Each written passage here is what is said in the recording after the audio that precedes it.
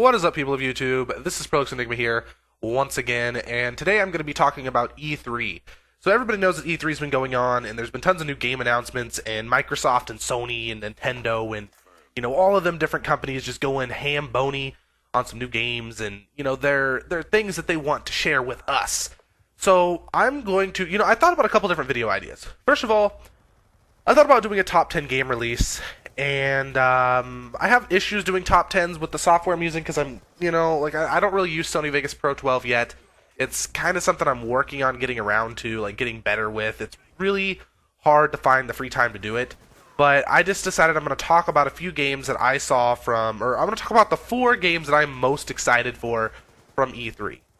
You guys will all know these games, I'm sure, and if you don't, well, you're in luck, because I'm going to give you a little bit of information about each one that's new, and so on and so forth.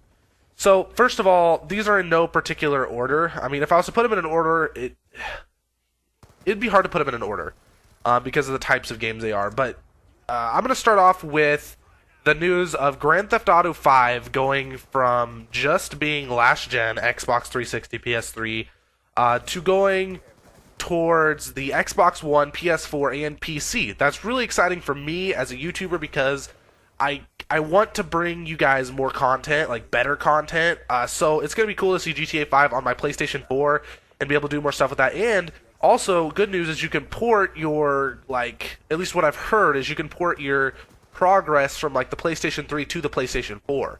So instead of having to fucking play on my Xbox 360 as, a level 20-something, I can play on PlayStation 4 as, a level 80-something, or whatever I am on PS3. And that's really, really good news to me, because I love some Grand Theft Auto 5, but I don't like having to level up. It's kind of frustrating, to say the least. So, moving on to the next game, let's talk about Assassin's Creed Unity.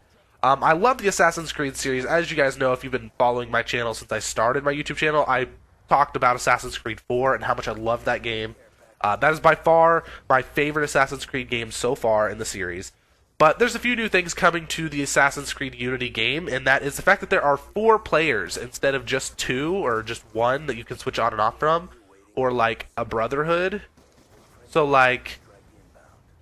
it's weird because it's different, but yet it's still it's just different.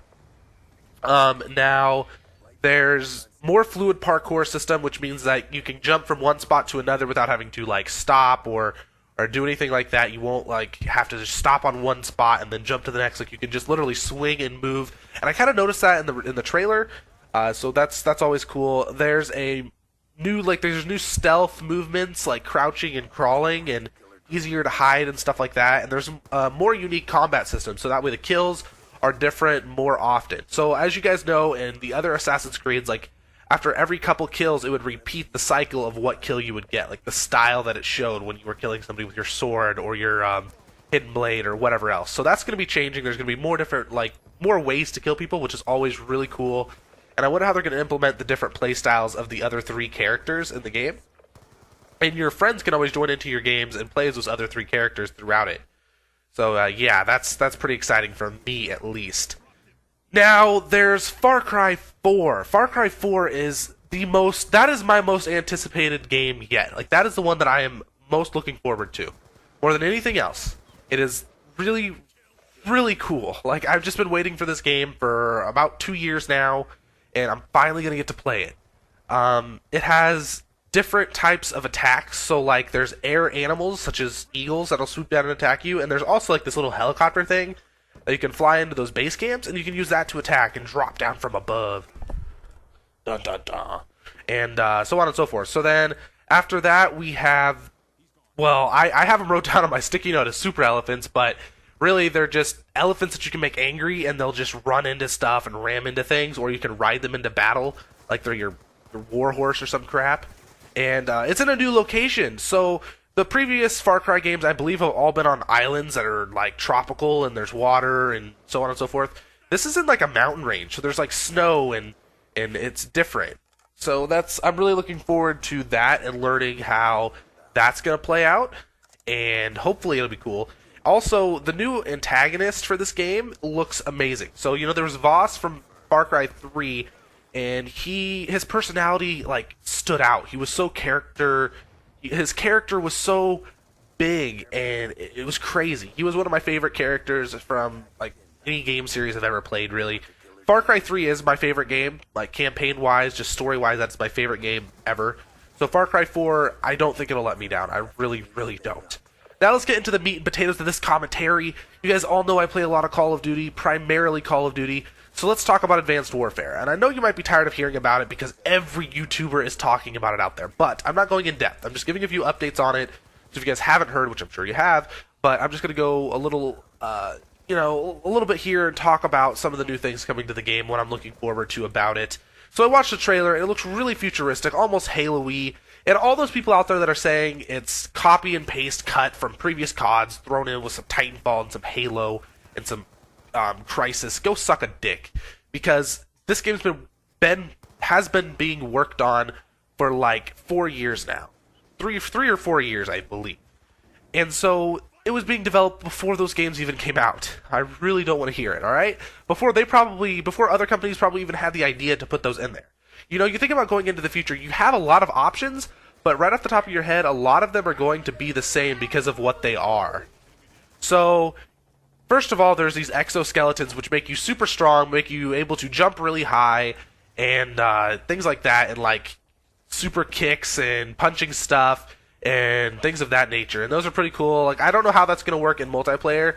I'm not really excited about finding that out. I hope things aren't too OP. I know there's this little grenade that like switches to like EMP, smart grenade, or whatever the hell it was, and you would throw it up, and it would sit there for a little while, and then it would attack somebody, or like it would put an orbital VSAT, but on your screen for like 10 seconds or some shit. Now, I hope that's not too OP. I hope they have a good ways of balancing everything. But then again, this is their first Call of Duty that they fully developed. They helped with Modern Warfare 3, but they did not fully develop that game.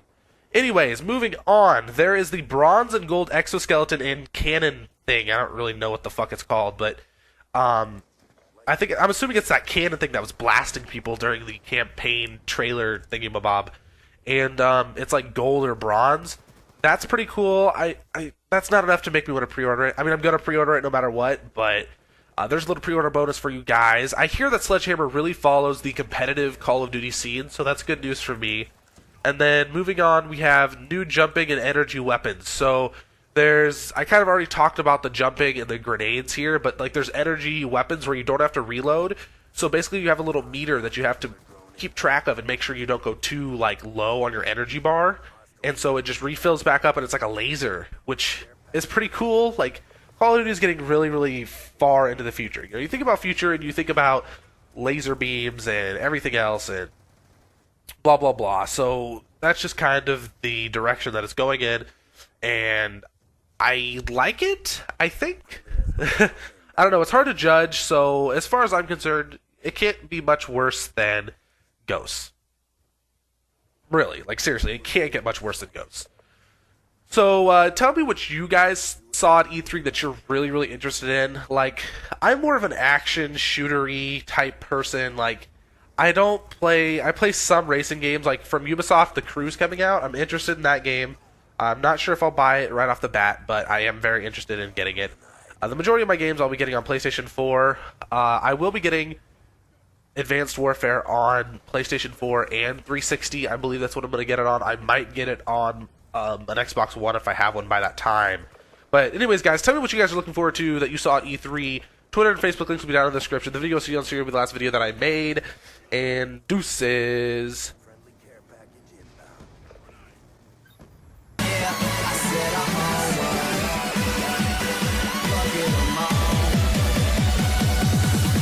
Get 'em all.